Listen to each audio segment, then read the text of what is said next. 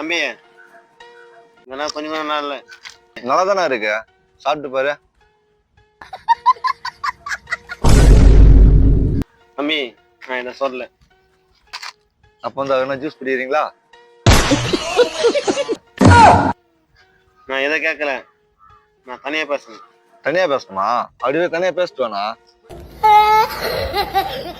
தம்பி இப்ப நீ வாங்க போற பாறான். சரிண்ணா சரிண்ணா, வேணா உட்காரணா. சரிங்கண்ணா, கல்யாணம் ஒரு பொண்ணு பேசுகிறேன், பொண்ணு என்ன வேணும்? அந்த பொண்ணா? அந்த பொண்ணு ஏன் நீ கேட்குற? முதல்ல அந்த பொண்ணுக்கு நீ என்ன வேணும்? டேய் அது என் பொண்டாட்றா.